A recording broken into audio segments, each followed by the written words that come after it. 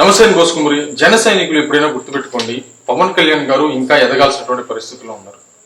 జీవితంలో అంటే ఆ సిచ్యువేషన్ వచ్చేంత వరకు కూడా మిగతా రాజకీయ నాయకులకి పవన్ కళ్యాణ్ గారికి డిఫరెన్స్ తెలియాలి అంటే జన సైనికులు అత్యుత్సాహాన్ని కొంతమంది తగ్గించుకోవాల్సిన పరిస్థితులు ఉన్నాయనేది మాత్రం ఖచ్చితంగా గుర్తుపెట్టుకోండి. ఎందుకంటే మిగతా నాయకులకి ఈయనకి డిఫరెన్స్ ఉంది, కానీ పవన్ కళ్యాణ్ గారి పరిపాలనకి దానికి డిఫరెన్స్ తీసుకొచ్చేటువంటి క్రమంగా డిఫరెంట్ కనపడేటువంటి విధంగా పవన్ కళ్యాణ్ గారి పరిపాలన ముందుకు వెళ్తుంది. అది ఇప్పుడు కొంతమందికి అర్థం కాకపోవచ్చు, కానీ ఇంకొన్ని రోజులు ఖచ్చితంగా అర్థమయ్యేటువంటి అవకాశాలు ఉంటాయి. ఇంకా బాగా చర్చకి అయితే వస్తుంది. పవన్ కళ్యాణ్ గారు అల్టిమేట్ గా తన మార్పు పరిపాలన అంటే ఒక మార్పు తీసుకురావడానికి ట్రై చేస్తున్నాడు.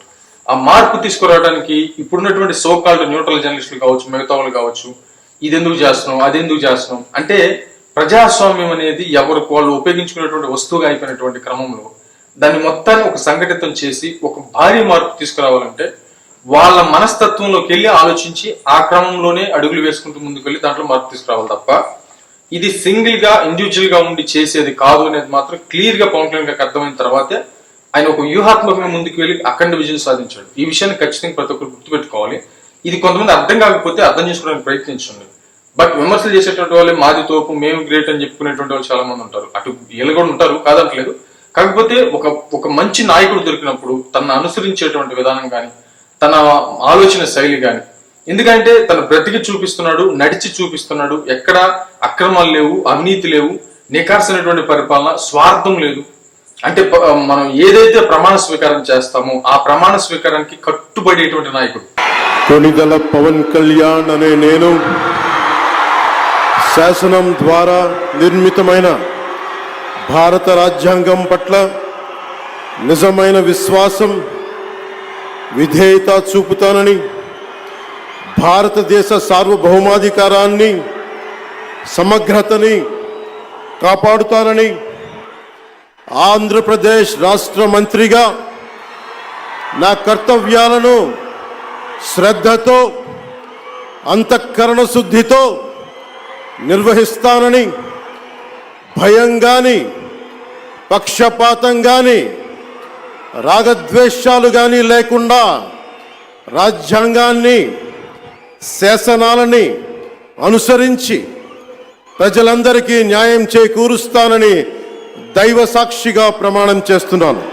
అంటే ఈ ప్రమాణ స్వీకారం దేవుడి మీదొట్టు, దేవుడు సాక్షిగా అని చెప్పేసి ప్రమాణాలు చేస్తుంటారు. కానీ ప్రమాణం చేసినా కూడా దాన్ని పట్టించుకోరు. ఆ ప్రమాణ స్వీకారం వరకు కూడా తర్వాత పోయి అన్యాయాలు, అక్రమాలు అన్ని జరుగుతుంటాయి. కానీ చేసిన ప్రమాణానికి కట్టుబడేటువంటి ఏకైక నాయకుడు ఇన్ని దశాబ్దాల తర్వాత, ఇన్ని వందల సంవత్సరాల తర్వాత మనకు దొరికినటువంటి ఒక మంచి నాయకుడు అనమాట పవన్ కళ్యాణ్ గారు. అలాంటి నాయకుడిని పలచన చేయడం. ఇప్పుడు జగన్మోహన్ రెడ్డి గారు మామూలుగా ప్రజలకు వెళ్ళినప్పుడు మేము మళ్ళీ అధికారంలోకి వస్తే రప్ప రప్ప రప్ప కోసేస్తాము, తీసేస్తాము అనేటువంటి విధంగా బోర్డులు పెట్టారు కదా వైసీపీకి సంబంధించినటువంటి కార్యకర్తలు.